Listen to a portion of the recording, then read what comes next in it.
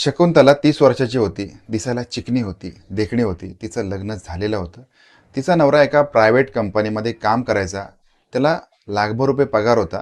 पण त्याचा जॉब हा फिरतीचा जॉब होता. त्याला भारतभर वेगवेगळ्या ठिकाणी फिरायला लागायचं. कामाच्या निमित्ताने फिरायला लागायचं. त्याच्यामुळे शकुंतला घरामध्ये एकटीच असायची. सासू-सासऱ्यांच्या बरोबर ती राहायची. शकुंतलाच्या सासरी 10 एकरची शेती होती. त्याच्यामुळे मग या शेतीकडे लक्ष देणं देखील गरजेचं होतं. त्यांच्या शेतावरती फार्म हाऊस होतं आणि ही ओलिताखालची शेती असल्यामुळे उत्पन्न देणारी शेती होती. वेगवेगळी पिकं वर्षभर घेतली जायची. शकुंतला देखील आपल्या शेतीमध्ये चांगल्या प्रकारे लक्ष द्यायची. सकाळी उठून आपलं सगळं आवरून शकुंतला आपल्या शेतीकडे जायची. आता शकुंतला इतकी दिसायला सुंदर होती, रेखीव होती, आखीव होती, सुबक होती, की भले भले म्हातारे पण सकाळ सकाळी तिला बघण्यासाठी घराच्या अंगण्यामध्ये येऊन बसायचे. तरणीबाण पोरं पण तिच्याकडे टक लावून बघायची. ती दिसेनाशी होईपर्यंत तिच्याकडे बघत बसणे हा त्या गावच्या मंडळींचा अनेक दिवसांपासूनचा कार्यक्रम झालेला होता. इतकी ती दिसायला सुंदर होती. शकुंतला समोरून जर येत असेल तर तिच्याकडे, तिच्या वक्षस्थळांकडे असणारी नजर ही कुणाची हलत नव्हती. या सगळ्या मंडळींसमोरून जेव्हा ती निघून जायची त्यावेळेला तिच्या पाठमोऱ्या आकृतीकडे देखील सगळेजण एकटक बघत असायचे. इतकी ती दिसायला सुंदर होती. तिचे केस कमरेपर्यंत लांब होते. दिसायला गोरीपान आणि भारदस्त व्यक्तिमत्व असणारी ही शकुंतला प्रत्येकाच्या आवडीचा आणि चर्चेचा विषय झालेली होती. तिचा नवरा फिरतीवर असल्यामुळे तिला रोज संध्याकाळी फोन करायचा. आता ही 30 वर्षाची जवान बाई होती आणि रोज रात्री आपल्या नवऱ्याच्या विरहामध्ये ती तडफडत झोपी जायची. रोज तिला 11 ते 12 वाजेपर्यंत झोप देखील यायची नाही. तिला आपल्या नवऱ्याची खूप आठवण यायची. आपल्या नवऱ्यासोबत घालवलेल्या क्षणांची आठवण करत ती झोपी जायची आणि सकाळी लवकर उठायची. पुन्हा एकदा उठून आपल्या कामावरती जायची. फार्म हाऊसवर गेल्यानंतर तिचं जे काम होतं हे काम आपल्या कामगारांवरती लक्ष ठेवणे, झाडांना पाणी जातंय की नाही, आपली शेती व्यवस्थित होते की नाही, रोज संध्याकाळी आलेल्या माणसांना मजुरी देणे, असा सगळा तिचा कार्यक्रम दिवसभराचा होत असायचा. यांच्या शेतीमध्ये आजूबाजूच्या गावांमधून 7 ते 8 मंडळी कामाला यायची. त्याच्यामध्ये काही स्त्री असायचे, काही पुरुष असायचे. एके दिवशी त्यांच्या शेतामध्ये एक तरुण कामाला आला आणि हा तरुण, त्याचं नाव आहे दौलत. याने हातामध्ये फावडं घेतलेलं आहे आणि फावडं घेऊन शेतीला पाणी देण्याचं काम त्याने सुरू केलं. इतक्यामध्ये शकुंतला आपल्या शेतीमध्ये काम कसं चाललंय हे बघण्यासाठी तिथे आलेली आहे. तिथे आल्यानंतर तिची नजर दौलतवर पडलेली होती. दौलत दिसायला अतिशय सुंदर, जवान, त्याचबरोबर सुशिक्षित वाटणारा तरुण होता. शकुंतला त्याच्याकडे गेलेली आहे. ती त्याला म्हणते, की "तुझं वय काय? तुझं शिक्षण काय?" तो म्हणतो, की "मी ग्रॅज्युएट आहे आणि मला सध्या नोकरी नसल्यामुळे मी तुमच्या शेतीमध्ये कामाला आलेलो आहे. तुम्ही मला जे काम द्याल ते मी करेन." आता त्याच्या या गुणाकडे शकुंतला आकर्षित झालेली आहे. तिला असं वाटलं, की अरे इतका चांगला, दिसायला सुंदर, त्याचबरोबर उच्च शिक्षित तरुण आपल्याकडे शेतमजुराचं काम करतो. त्याच्यामुळे तिला असं वाटलं, की आपण याला काहीतरी वेगळं काम दिलं पाहिजे. ती त्याला म्हणते, की "उद्या सकाळी आल्यानंतर तू मला भेट." त्याप्रमाणे दुसऱ्या दिवशी सकाळी दौलत तिला भेटायला गेला. तो तिला म्हणतो, की "बाईसाहेब काय काम करायचं ते सांगा." ती म्हणते, की "तुला आजपासून शेतामध्ये आल्यानंतर मजुरीची कामं करण्याची गरज नाही.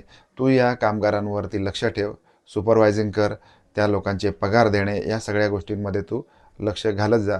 तो पण म्हणतो, की "चालेल, आजपासून मी या सगळ्या कामांमध्ये लक्ष घालतो. काही कॉम्प्युटरच्या रिलेटेड कामं असतील ती देखील करतो. उत्पन्न जे आहे, उत्पन्न बाजारामध्ये नेऊन देणे वगैरे ही सगळी कामं आता त्या शकुंतलाने त्याच्याकडे दिलेली होती." आणि आता एक दिवशी ही सगळी कामं हा इमानदारीने करत होता. रोज शकुंतला आणि दौलत एकत्र असायचे आणि त्यावेळेला हळूहळू दोघांमध्ये एक प्रकारे भावनिक संबंध देखील तयार झालेले होते. दोघी एकमेकांच्या मानसिकरित्या जवळ आलेले होते. एक दिवशी शकुंतला त्याला म्हणते, की "बरेच दिवस झाले आमच्याकडे एक कार आहे आणि ही कार मला चालवता येत नाही. तुला जर का कार चालवता येत असेल तर तू मला शिकवशील का?" तो म्हणतो, "ठीक आहे, उद्यापासून मी तुम्हाला ही कार शिकवू शकेन. फक्त उद्या येताना आपण फार्म हाऊसवरती ही कार घेऊन येऊया." आणि म्हटल्याप्रमाणे त्यांनी ही कार फार्म हाऊसवरती आणलेली आहे. एका निर्जन रस्त्यावरती दौलत आणि शकुंतला हे या कारने गेलेले आहेत. शकुंतलाला त्याने आपल्या कडेला बसवलं आहे आणि गिअर कसा टाकायचा, ॲक्सिलेटर कसा दाबायचा, स्टेअरिंगवर हात कसा पकडायचा, समोर लक्ष कसं द्यायचं, आजूबाजूला येणाऱ्या जणांकडे लक्ष कसं द्यायचं हे समजवत असताना त्याचा हात अलगदपणे शकुंतलाच्या हाताला लागत होता. आता त्याचा हात हाताला लागल्यानंतर शकुंतलाच्या अंगावरती काटा उभा राहत होता. तिचा नवरा महिनोन-महिने आपल्या गावी येत नसायचा आणि त्याच्यामुळे मग तिला तिच्या नवऱ्यापासून वेगळं राहावं लागायचं. तिच्या ज्या शारीरिक इच्छा आहेत ह्या देखील अपूर्ण राहत होत्या आणि आता तिला दौलत नावाचा एक तरुण जो उमदा होता, दिसायला सुंदर होता, याचा सहवास मिळालेला होता आणि गिअर टाकणे, ॲक्सिलेटर दाबणे या सगळ्या गोष्टी पोटतिडकीने तिला तो शिकवत होता. शकुंतला देखील त्याच्याकडे पाहत राहत होती आणि आता दोघांनाही एक जाणवायला लागलेलं होतं, की आपल्या दोघांमध्ये एक भावनिक नातं तयार झालेलं आहे. पण दौलतच्या मनामध्ये अनेक वेळेला असं वाटायचं, की अरे, आपण जर यांच्याकडे काम करतो आणि आपण असं जर वागलो तर हे चुकीचं ठरेल, हे त्याला वाटत होतं. शेवटीला असं म्हणतात ना, की पेट्रोलच्या कडेला एखादी ठिणगी जरी आली तरी ती पुरेशी ठरते. शकुंतला आणि दौलतच्या बाबतीमध्ये तसंच झालेलं होतं. शकुंतला म्हणजे एक पेट्रोलचा बॉम्ब होता आणि त्याच्या कडेला दौलत नावाची ठिणगी आता येऊन पडलेली आहे आणि दोघांमध्ये आता आगडोंब उसळणार आहे. आता हा आगडोंब कसा होता? कारण ज्यावेळेला हे निर्जन रस्त्यावरती जात होते त्यावेळेला मग हळूहळू गाडीचा गिअर टाकता गाडीचा गिअर बदलता दौलतने देखील आपल्या शरीराचा गिअर बदललेला आहे आणि दोघांमध्ये गाडीमध्येच हमसाहमशी एकमेकांवरती चुंबनाचा वर्षाव सुरू झालेला आहे. दोघांनी एकमेकाला जवळ घ्यायला सुरुवात झालेली आहे. आता हे निर्जन रस्त्यावरती आपण जर का या सगळ्या गोष्टी करत राहिलो, आपल्याला कोणी बघितलं तर मात्र आपले प्रॉब्लेम होणार, वांदे होणार. त्याच्यामुळे मग शकुंतला त्याला म्हणते, की उद्यापासून आपण ट्रेनिंग बंद करूया आणि मग आपण आपल्या फार्म हाऊसवर भेटत जाऊया. आणि फार्म हाऊसवर भेटल्यानंतर मग फार्म हाऊसवर आलिशान पद्धतीने अनेक गोष्टी होत्या. त्या त्यांच्या बेडरूममध्ये किंवा एका बेडवरती जेव्हा शकुंतला आणि दौलत पहिल्यांदा एकत्र आले त्यावेळेला दौलतने शकुंतलाला जवळ घेतलं. शकुंतला देखील त्याच्या बाहूंमध्ये समरसून गेली. तिने देखील त्याला खूप जोरामध्ये मिठी मारली. दोघेही एकमेकांच्या मिठीमध्ये घट्ट एकमेकांवरती प्रेमाचा वर्षाव करत होते, चुंबनाचा वर्षाव करत होते. दौलतने शकुंतलाच्या केसांवरून हात फिरवला. तिच्या संपूर्ण शरीरावरून तो हात फिरवू लागला. शकुंतलाच्या भावना देखील आता उच्चंबळून आलेल्या होत्या. कधी एकदा आपण आता आपले एकमेकांवरच्या शरीरावरती एकमेकांचा हक्क गाजवतो असं तिला झालेलं होतं. दोघांनीही एकमेकांना निर्वस्त्र केलेलं आहे आणि आपला पहिला शारीरिक संबंध ते या फार्म हाऊसवरती साजरा करत होते. वेळ होती दुपारची 3 वाजलेले होते आणि सगळी आजूबाजूचे शेतमजूर झोपलेले असताना मात्र दौलत आणि शकुंतला यांच्यामध्ये संबंध प्रस्थापित व्हायला सुरुवात झालेली होती. दौलतने तिला बेडवरती जवळ घेतलेला आहे आणि तो तिच्यावरती स्वार झाला. तिच्यावरती स्वार होऊन मग त्याने आपला जो कार्यक्रम आहे हा सुरू केलेला होता. तो देखील नवखा होता. त्याला या सगळ्या गोष्टी नवीन होत्या आणि शकुंतलासारखी लग्न झालेली स्त्री त्याच्या बाहुपाशामध्ये होती. त्याने तिला संपूर्ण शांत करण्याचा, सुख समाधान देण्याचा प्रयत्न केलेला आहे. तिला देखील इतका तरुण, नौजवान असा पुरुष लाभल्यामुळे मग तिने देखील याच्याकडून यथेच्छ भोगून घेतलेला आहे. दोघांचे शरीर संबंध आता संपलेले आहेत. दोघेही एकमेकांच्या बाजूला झालेले आहेत. पुन्हा एकदा दोघांनी एकमेकांना मिठीत घेतलंय आणि उद्या देखील आपण असंच करूया असं त्याने ठरवलेलं आहे. दुसऱ्या दिवशी दोघे एकत्र आले आणि दोघांमध्ये संबंध सुरू झाले. आता यांच्या फार्म हाऊसवरती 2 कुत्रे होते आणि हे कुत्रे अतिशय हुशार होते, तरबेज होते.